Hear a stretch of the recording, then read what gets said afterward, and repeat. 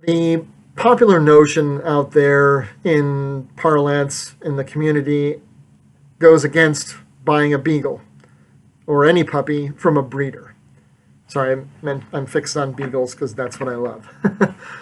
The prevailing wisdom is that breeders foment unhealthy litters, that breeders don't care about their dogs, that breeders are just there to get rich. And I'm not saying that that's not the case for many of them.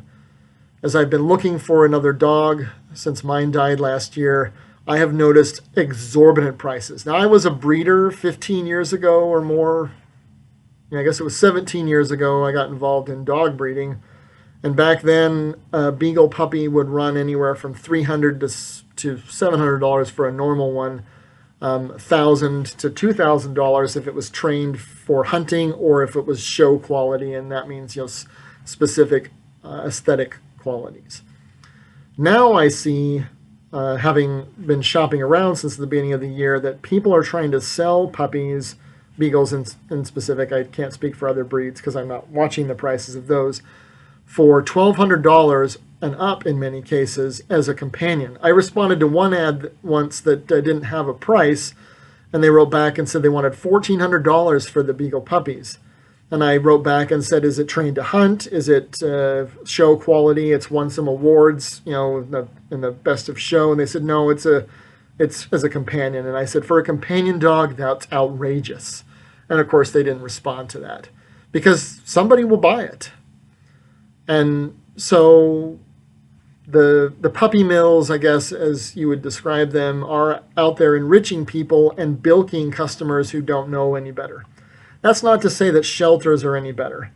I've looked at shelter dogs as well, and we'll get to that in a second, but first in terms of price, that because dogs that end up in a shelter require care and usually medical care, you can pick up an adult dog, 5, 6, 7, 8, 9 years old for $400. And I look at that, having bred them myself, thinking, that's a lot of money. And I understand that, if there were major medical things, they're trying to get compensated so that they can continue to rescue dogs because it's not, they're not doing it for free. I mean, they're not making money, but they're not giving away their money just to save dogs they don't know.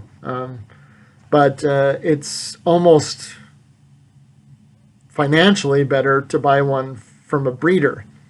The advantage to buying one from a breeder is you get one as a puppy. They don't have any bad habits yet. They're not attached to a family.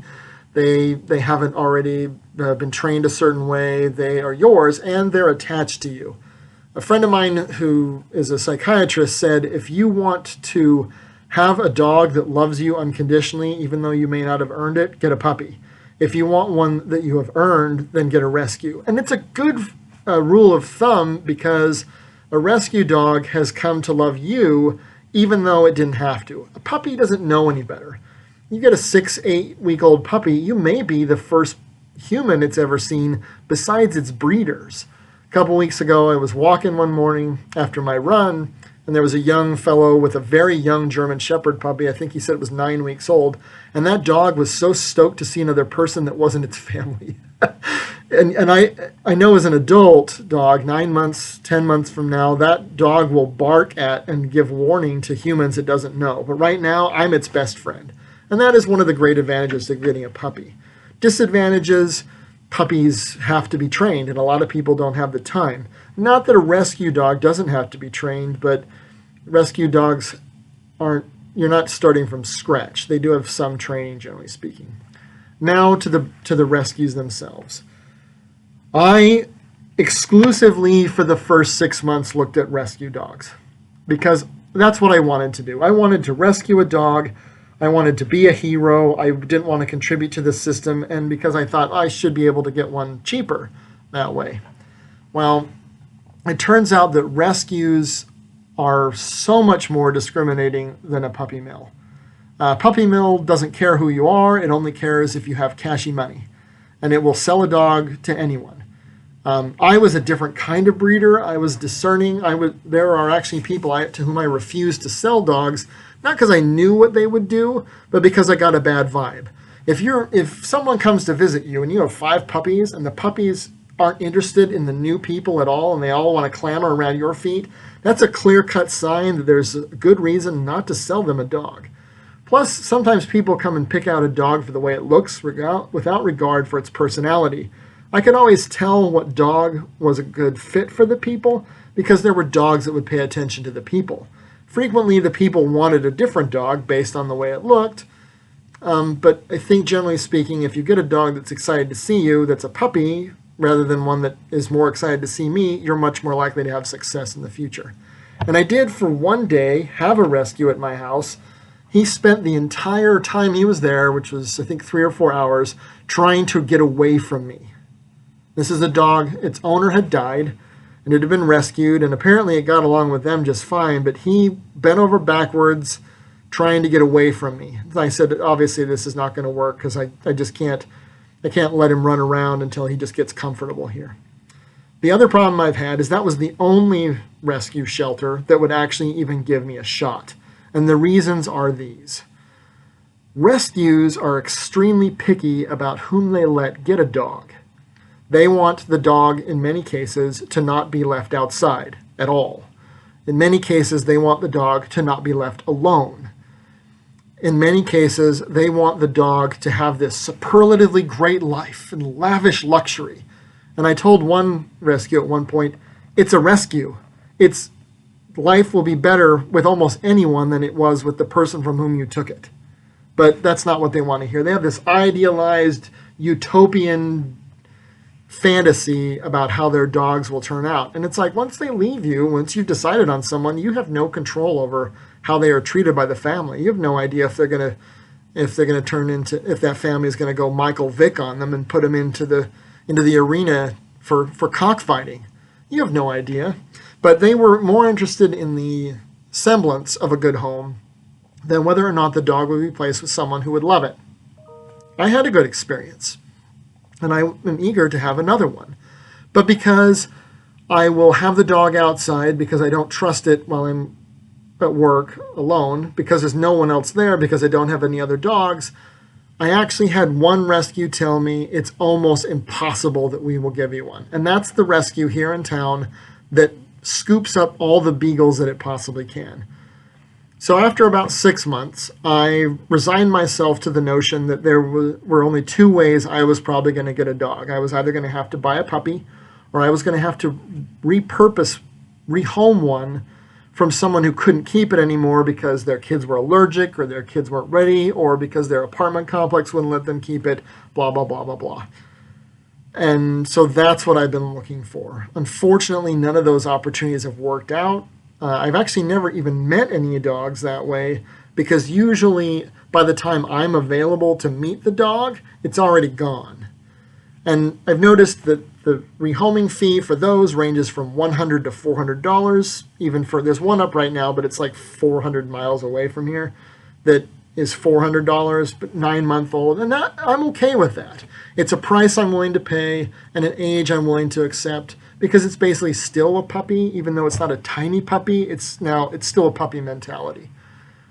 So I've had nothing but bad experience with my attempt to rescue a dog, and the reason why that's important is because they don't shop, adopt, and then when you try to adopt, they won't let you. And I have serious misgivings about that, because it sends the wrong message that unless you fit some arbitrary optical standard, you can't be a virtuous person and adopt a rescue.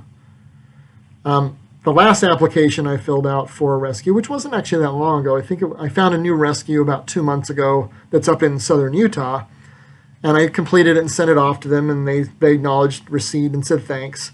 And my psychiatrist friend said, "You did lie on your application, right?" And I said, "No, I told them the truth." And she said, "You know they're not going to give you one." And I said, "Then that's on them and it's not on me. If they won't give me one because I don't fit the right things, because I don't know how to use the right keywords and tokens, but other people lie, well, then that's on them.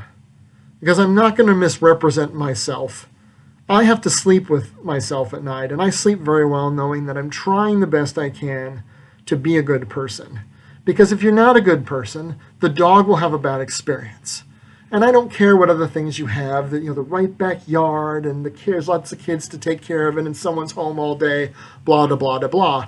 That does not mean that the dog will have a good life. It just means that it will, if you did a photo shoot, it would look like the dog has a good life. I think my dog was happy. I know I was happier. And I think that if you could ask him, he would tell you he would have gladly stayed longer if his body had allowed him to. And none of the circumstances we had were circumstances that shelters that let you adopt dogs would approve of. They were exactly the kinds of things where they would have excluded me from having one at all, at least in the beginning. Because when you meet a new dog, you don't know if you can trust it running around your house.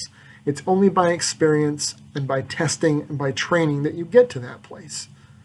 I'll have that problem no matter what dog I get, whether it's a puppy or a rescue. And if they won't let me have a rescue, I'm going to get a dog. It just won't be from them. And they will have defeated the entire purpose of having their organizations because they find virtue where none exists and they can't see any where it might be. They're not even willing to give me a shot. So hat tip to the one rescue that was willing to give me a shot. They haven't had another beagle since then. And I would hope that if they did, they would give me a shot. I'm keeping my eyes peeled and my ears open.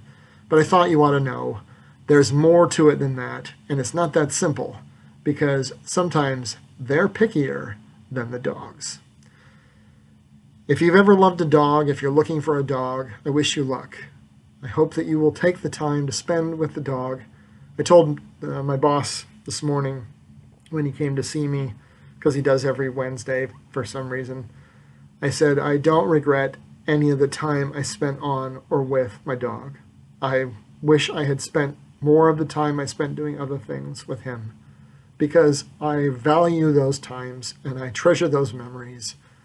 And it's just a shame that these organizations won't give me a shot.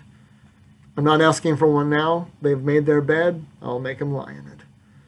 Hopefully they'll give you a shot. And hopefully you'll earn the love of the dog that you get. I've got a beagle calendar, and it says, it has quotes every month. And last month's quote was, one of the great things about a dog is it never asks why you are upset. It just loves you and doesn't care why.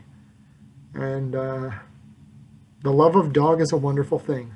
In English, I don't think it's any coincidence that dog is the mirror image of God, because the love of dog is the closest I can imagine to the love of God in my life.